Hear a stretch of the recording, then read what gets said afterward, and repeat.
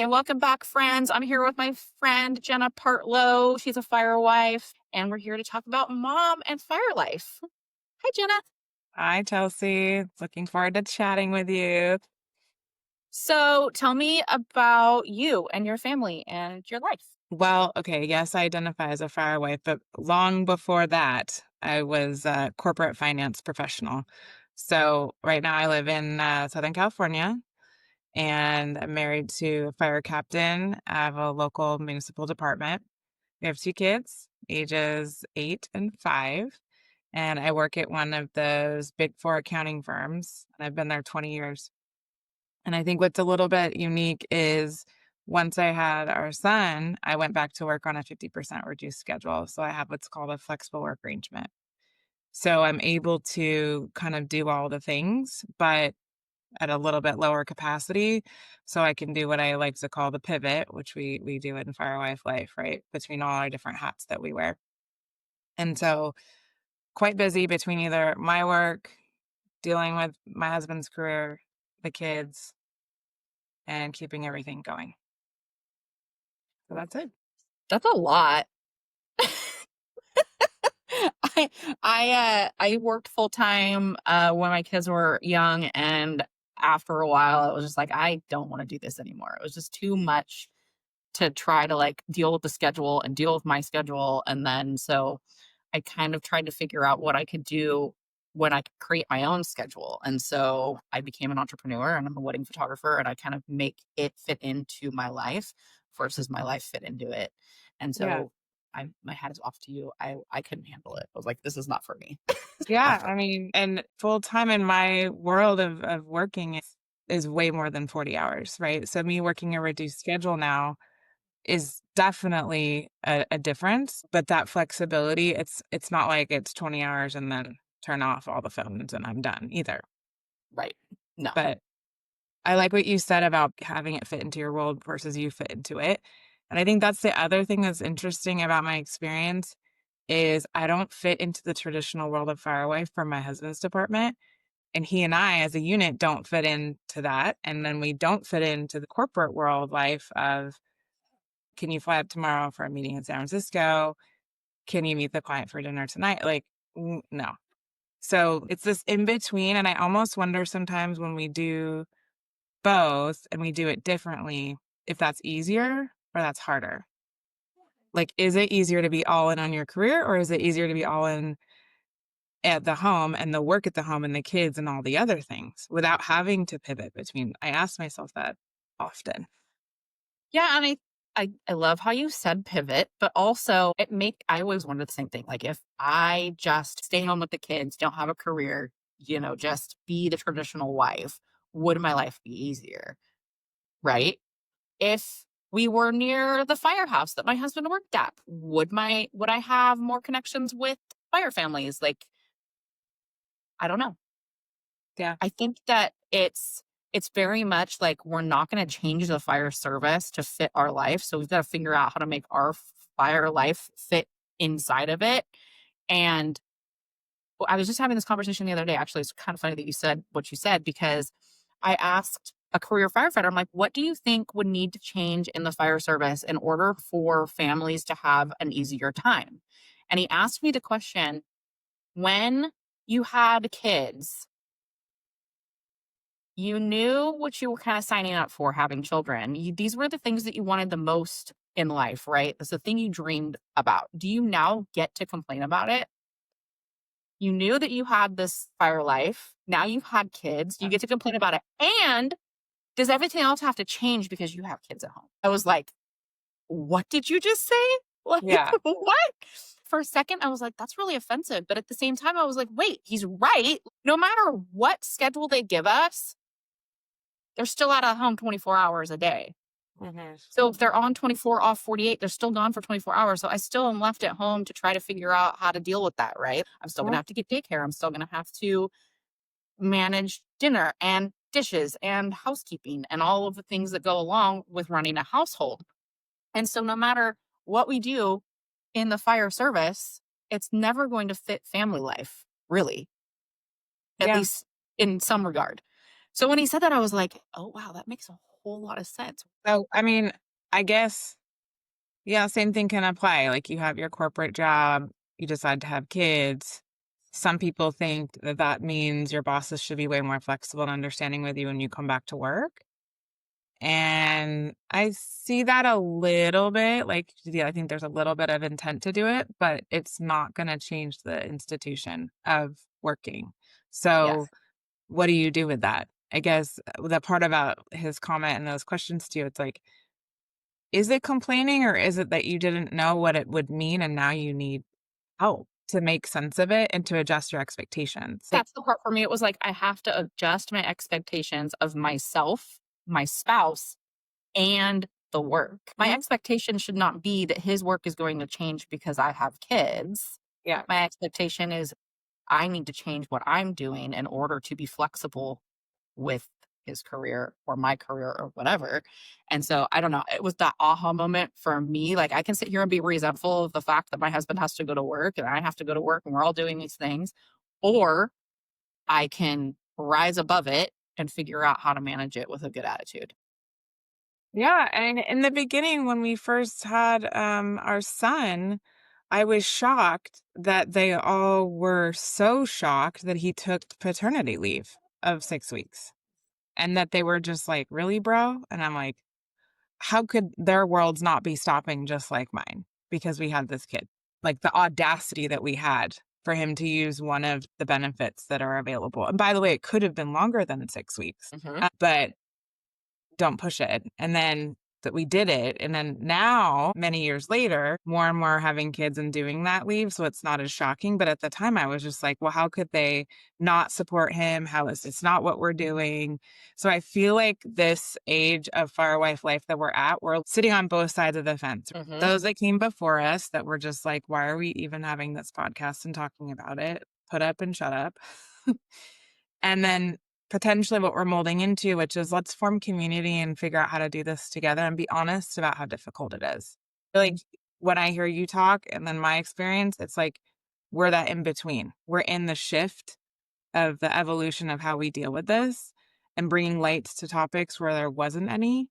Was crying in my closet with a newborn and he's on duty. I don't think that it's changed so much that people are like so resilient. You become resilient over time, and maybe it's Yeah. just because I've been doing this for 17 years. I'm like, okay, dude, I'm not crying in my closet anymore because I figured out how to manage it. But if we never talk about crying in the closet, the person who is crying in the closet is going to feel so unseen and so unheard, just like we did when we were young firewives. And so that's the really the heart of it for me is you don't have to do the things that I did the way that I did them to become jaded. Because I feel like a lot of the way that I am now is a little bit of jaded. And so let's change the conversation to normalize the crying in the closet because Yeah. you're going to cry in the closet, probably. Yeah. Yeah. Let's face it. This is a hard life. It's hard. It's designed that way intentionally, unfortunately, Mhm. and we just have to figure out how to manage and what our coping mechanisms are and what we can let go of and the expectations on ourselves. And the sooner we do that, the better we're going to feel about all of it. And I wish I had done it sooner. And so this isn't like, let's all complain about our lives. This is I see you. I was you. I'm still learning too. We're still figuring it out. Right. And how do we make it better for everyone? Mhm. Whole group. And now it's if it's not one size fits all anymore, like because now we're bringing light to, oh wow, there's like all these different ways for them to have their career, for us to have ours, and then the phases of the children raising. You have the Yes. babies and you're exhausted, and now you have the kids who are just like more aware. When is he coming home? I miss him, Mhm. and then you're like, oh, I need help managing that stage, and then when they get more independent, like I don't know what I'm in for. Teenagers is like a whole new set of fun. But I do think that they do get more independent and they do become more okay with the life because they've been living it themselves. Like my kids still ask when their dad's coming home and they're 15 and 17 years old, but they're more okay with, well, there's a fire, so he might come home tonight or he might not. And they're like, we'll see you when we see you because they're watching the news and they can see that there's a ginormous fire in Northern California. Dad's not coming home. Like, whatever. Yeah. So, or, oh gosh, I can see smoke outside. Is dad coming home today? Like, probably not. And they're cool with it. It still stings a little bit, I think. And it it does hurt when he can't be here for things, but they're not toddlers anymore. So it's not this big dramatic thing that happens. So we just have to adjust around that. Like he knows when the milestone moments are happening, and so he takes vacation intentionally for that time. And that might mean that he doesn't have vacation during fire season or during the summer, because we've chosen intentionally to take birthdays off so that we don't miss birthdays and anniversaries. And so We tried that in January, but that didn't work. all right, let's talk about January. You opened that can of worms, so let's go. So what happened in January, Jenna? It's a really weird thing called fire season in January. I don't know if they're going to do a documentary about that or what. But yes, we had what was called the Palisades fires and the Eaton fires at the same time. So January 7th, the winds, the red flag warnings, no one really knew what was going on until everything was on fire. So, I mean, it was probably the first time I've ever had a fire that close to where I live. I know you've encountered that a lot more in Northern California, and the terrain is very different. But I was getting over pneumonia, and we had like winter break that he already worked like 5 or 7 days in a row because, like you said, there's certain seasons, times of the year where you're working. And for us, somehow that Christmas holiday season, the seniority of vacation picks, he's never off. So I already know, okay, he's going to be at work. But early January, when my son has his birthday, when we have our anniversary the next day, he'll be here. He's always here. Well, he wasn't. He was on duty when the fire started.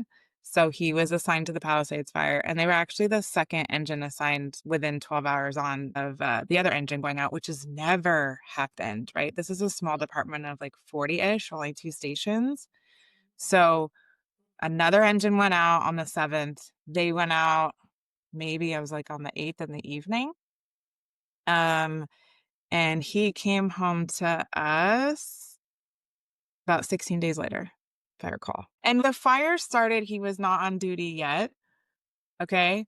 But he was going in the next morning, and there's always that pull when things start happening. Like, is the phone going to ring? What do I do? What's next? And I'm like, I'm still in bed with pneumonia. So like, just give me till the morning. Right. And then I just have to deal. And that's the one thing that I think this life has taught me is I'm a lot stronger than I thought I could be and that I want to be at times. So he goes to work. I already am in acceptance. I've learned when they are strike teams and they roll out and they send you that text or they happen to be able to make a phone call, I just in my head say it's at least 14 days. I don't even, I just know, okay, 14 days. And now the mental gymnastics and that like chess of the calendar just gets in motion, right? I just know 14 days, I'm going to have to figure something else out with everything on deck. Cool. None of us had any idea how big this wind event, this fire, the media, nothing.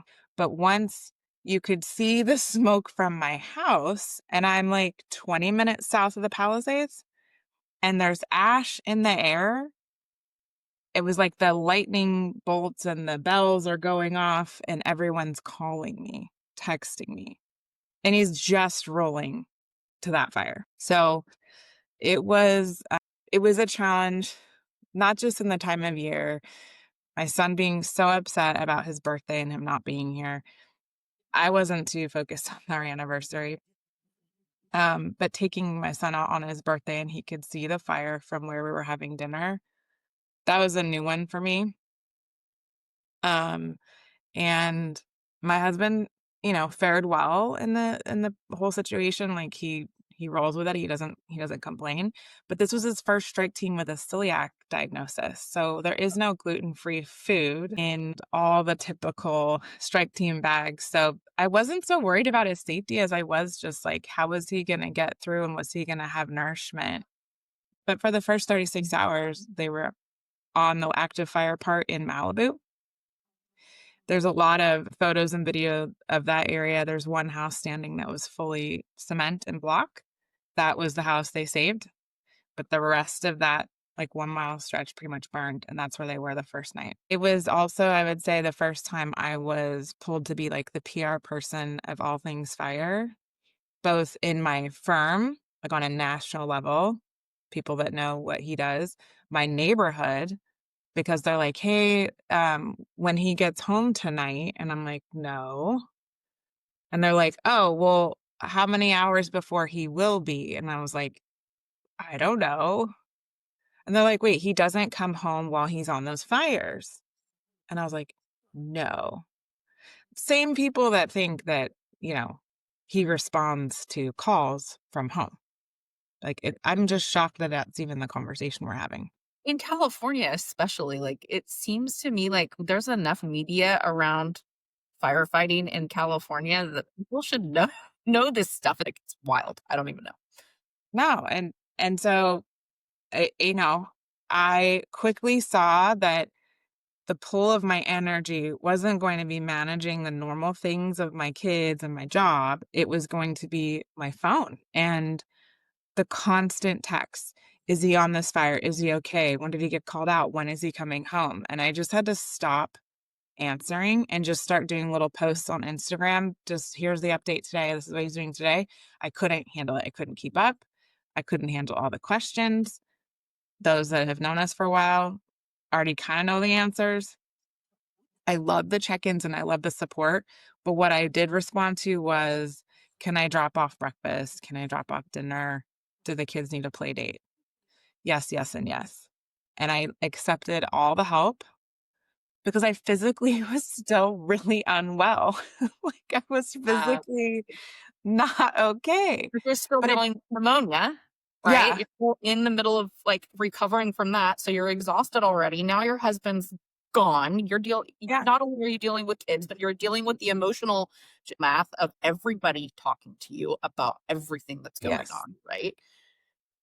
I totally know what that feels like. It's exhausting. Yeah, then you add on people that you know losing their home and trying to check in on them. And then once people start seeing more of that coming across the news wire, everyone started feeling helpless and wanted to do something. And so sometimes the something was, let me go give Brian and his crew food. And I was like, I know you want to help. You can't get to where they are. And now there's families displaced. Let's give those DoorDash cards and restaurant meals to them, you know? So then I'm becoming this navigator, traffic controller of what's a good offer. They want to help. Where should they help? How can they help? Who should they help? And I'm just like, I don't know. I'm not the PIO of the fire. I'm not the fire chief. And then I think it was you who called me and said, "Hey, you want to talk to NBC News while you're doing all of this? Do you have time? It's okay to say no." And I'm like, "No, no, I want to do it. Just my Christmas tree's still up." And I'm like, "Perfect. So everybody needs to see that Christmas tree still up." Like, perfect. This is real life that's happening inside of this fire. Like, this is Yeah, what people don't see is what happens at home. And I'm not resentful about it. I understand it's life, right? yeah. But what they see is a hero doing their job. But what Hmm. they don't understand is there's heroes at home doing a job too. And I think that that NBC thing was an eye opener for a lot of people. Hmm. Like, oh, life still goes on at home when these firefighters are out doing their thing and saving my life or my property. Like, Yeah. epiphany moment, right? Hmm. I loved that. I think that I that was blew the top off of it, quite frankly. So thank you for, in the middle of your busy, busy, busy life, taking, an afternoon with NBC and Alex. Yeah. But he was so great. He was so awesome to talk with. And hats off to them because they go edit that within hours it's on the air. I don't know how. They had their van outside the house. My neighbors are like, "What are you doing?" I'm like, "I don't know." I don't know. Doing But tune in at 6. just doing it. Yeah, 2 minutes Now, in. I don't wanna fool anyone. I still had our part-time nanny, so I still had her helping me. I'm like, "Can you clean this part behind me in the house that'll be on TV? I'm gonna go wash my hair." Like, I had that. I'm not gonna pretend like I was doing this all alone. Absolutely, friends were helping a lot, but it was that day, that interview, and when it aired, then the whole next level of phone blowing up was occurring. I Mhm, mean, people I haven't talked to that were like, "You were just on my TV." People I work with, people I know in the community, and again, they were like, "We've never seen that side." This was literally the first piece of news curated to show people that, and I absolutely felt like I was sitting there telling our collective story, not mine. Just this is like what I mentioned, we have holidays on different days. This is how we roll. We're used to it. And then for those that aren't used to it, here's this community that you now get to be a part of. And I think that changed my experience during those 2.5 weeks. I did not feel alone the way I had in the past, mhm. 100%. And that's because of what you and Dear Chiefs and everyone in this community have been doing. Like, it saved me. Not just the DoorDash at my door, but you guys, and Thank just you. that was I just don't game. ever want anybody to ever feel so alone like I did the first time that my husband was forced to go IA a ginormous campaign fire where people were losing their homes and their lives. Like, that was the most alone I've ever felt in my entire life, and trust me when I tell you I've been alone before. Like, this is not the Yeah, first time, right?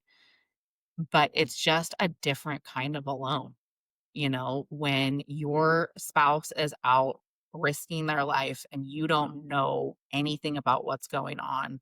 And mhm, maybe there's an incident within an incident in his case that happened. And there's nobody that understands. For me, at least at that time, there was people that understood, obviously, but I didn't have that community. And so it's like you just feel helpless in that yeah, moment. And your kids are having feelings and you mhm, have to manage your feelings and then their feelings. And it's just, I never, ever, ever want anybody to ever feel like that again. Like, if I can do something to prevent that, then I'm gonna do it. mhm. And it was interesting also, I think, fires are always, like, something that's happening over there, and so not until it's in your community and you can see it and the ash is just raining around us, and again, we're south of LAX, and we were not even really that close, but it just permeated everywhere, and everyone was like, "Wait, what do you guys do?" And then, "Oh, you must be so scared." Like, they're putting their own feelings into the situation. When my husband I ate the fire that I just referenced, the kids' friends were putting their stuff on my kids. And it was like, "Oh, you must be so scared. Your dad's out there. Is your dad gonna die?"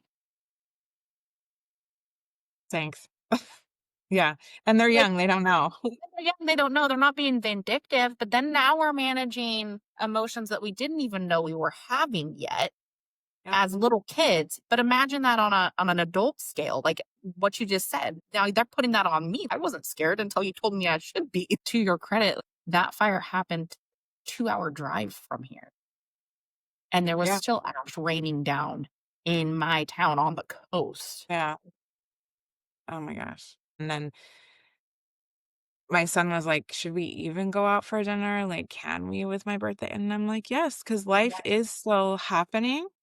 And then the same idea of people being like, "Oh my god, there's a fire, your husband must be gone. Do you need someone to do all of your work and you need to shut down?" And I'm like, "Oh, no, no, no. No, no, no. This is actually why I'm doing it the way I'm doing it." And it was an Mhm. eye opener and then like, "Oh, this is why you're not full time." Because guess what?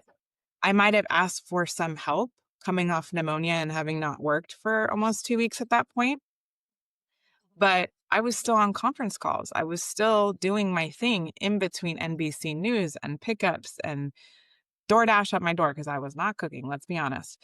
And, I was still doing my job. My clients still had emergencies. And then the other part I didn't expect was outside of California, it's like it's a thing on the TV that they had no idea how impactful it was.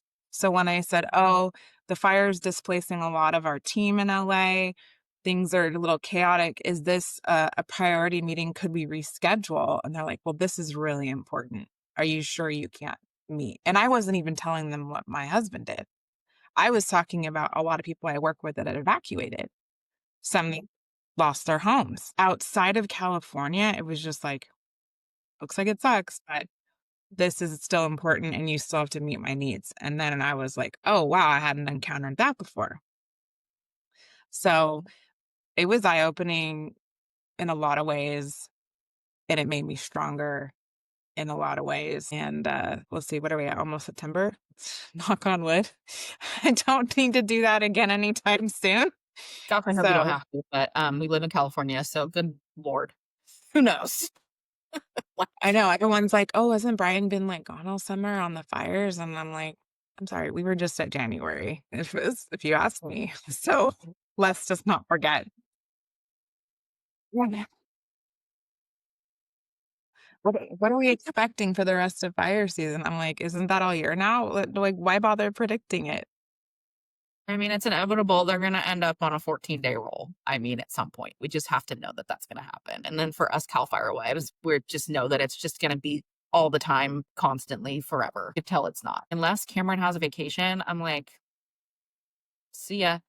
I'll see you in December. Nothing I'm gonna do to change it." So, like you said, DoorDash, leftovers, just know that you're the one that's on all the time, and that's life, you know? And my kids, even though they're 17 and 15, they don't drive, so I'm still doing the back and forth driving multiple times a day now because my 17-year-old has senior privilege and he has work experience, so he doesn't have a 5th and 6th period, which means I'm picking him up at 12:30, and then I'm going back to pick up the younger one at 3:30, so it's chaos, which is fine. It's just my chaos.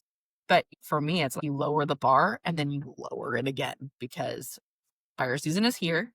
It's gonna be here all year. Just know that, right? So, like you said, I'm like 14 days, 21 days, 40 days, whatever, it doesn't even matter at this point. I agree with you. I agree, and I think in the beginning, oh my god, I always was like, "Okay, well, it has to be this day," or like, "I'm sure he's home that day," or Mm-mm. and that made it worse. I had to let it go. I mean, if there's anything I would tell someone that hasn't gone through this yet or is going through it now is just already start making other plans because other things that occupy your mind, good friends, people you trust, kids that are safe for your kids to be around, whatever it is that makes you guys feel good, that's the things you have control over. And I would just focus there. Don't do the if, then what. No, just see you when I see you. In fact, when he was released, they were gonna send him to another fire. It literally was 3 different things until they're actually heading south. I didn't tell the kids a damn thing until he was in the door.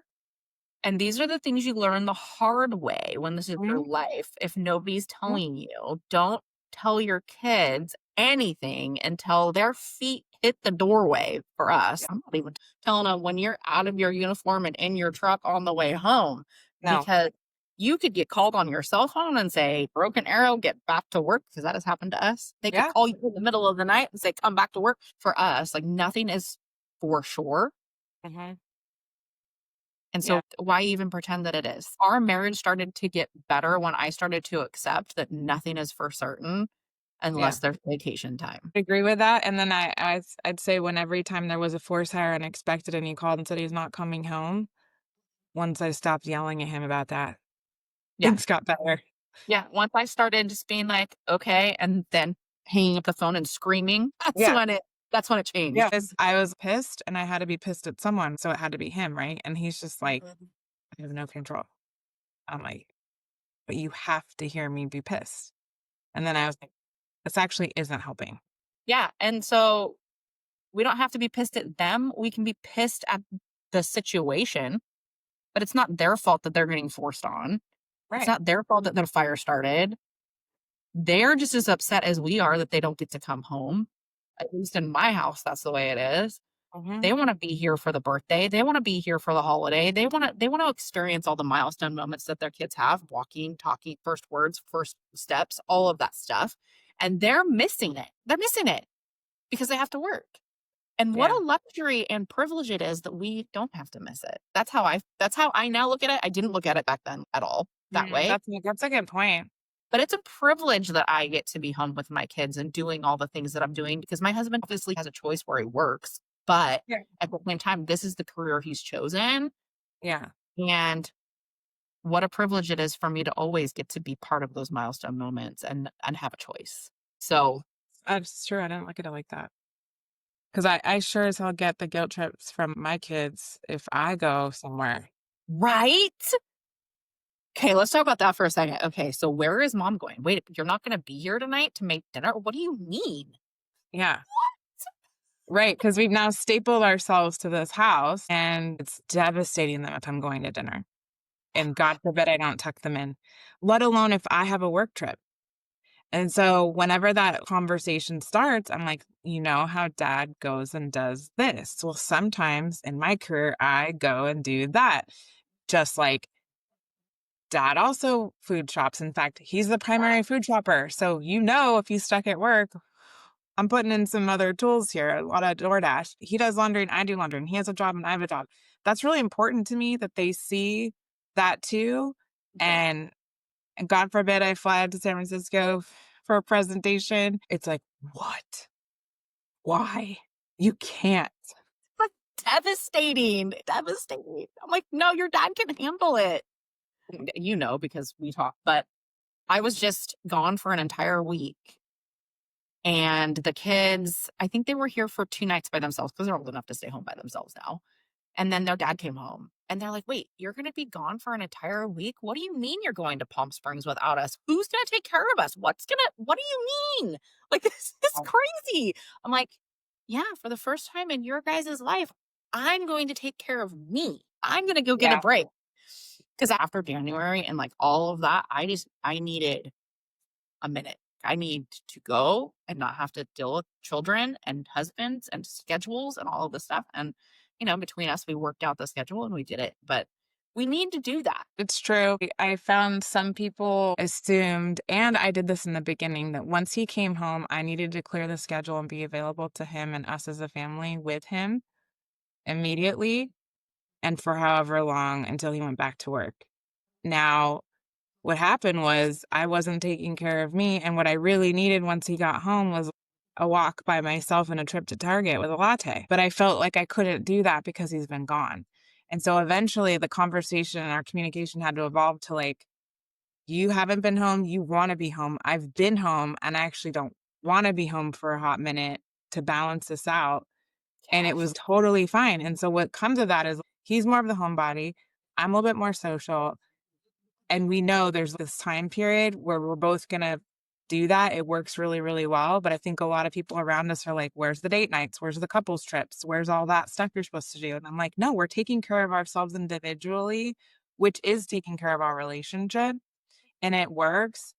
It might be different. Yeah, we do want to do stuff together, but let's ground a little bit first. And I used to feel really bad once he finally came home, especially from a strength team. Oh, we should just all be at home and don't leave the house and be together. But then I was suffocating. So I was like, do you mind if I go for a walk? And he's like, just take the day. Take the day. I'm like, oh, I'm taking the day. We're so lucky that our husbands understand that. I mean, I think a lot of what I experienced as a young firewife, I was putting on myself. Like, I wasn't like, okay, I need to just take a minute and go. Was that wife that felt like I needed to stay home because he had been on a strike team or whatever. Mhm. And now, as a 42-year-old woman, I'm like, no, actually, I don't need to be here. I don't need to have guilt about it. I Mhm. can go have drinks with my friends and not feel bad about it. And the sooner I let myself feel that, the better off I was and the better our marriage was for it. So we still Yeah. do the date nights and we still go on the couples trips, but I guess I don't put as much emphasis on everybody needs to be in the house together. Anyway, Mhm. like you Or said. like, what's expected of me? What am I supposed to do here? And I'm hoping, like you said, when the kids get older, you can do more of that stuff, hopefully. I mean, we've always done it because we've always just that's the agreement we've had. Like every Yeah. year we're gonna go somewhere for our anniversary and every Yeah. year we're gonna take our kids on a vacation. So we've always kind of done that, but never really apart. Like Cameron and I spend a whole lot of time together when he's not working. And so once I started doing it, he was like, wait, you're going to do what? And it was interesting how his attitude changed towards me. Like, what is this new thing that you're doing? It almost was like he was offended and felt left out.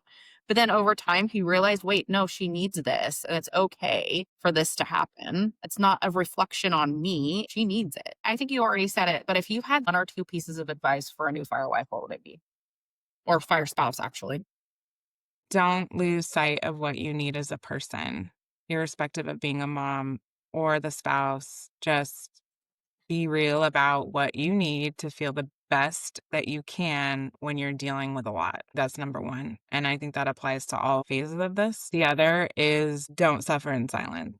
Reach out to others, ask questions, build a community that you can be vulnerable with. And that's where you put all these resentments and frustrations and kind of like, is this normal? And should I do this? And why isn't he home? And find a place to deal with it. Don't keep it inside and do not place it entirely on your spouse because it won't it's not gonna help you. You think it will, but it won't. Well, I think that about wraps it up, unless there's something else that you want to talk about. No, I could talk to you for hours. Thank you for chatting, and yeah, let's do it. Is there some way for other fire wives to get a hold of you? I'm on what do they call it? The gram, Jenna C. Partlow, and it should be pretty easy to find me. So reach out.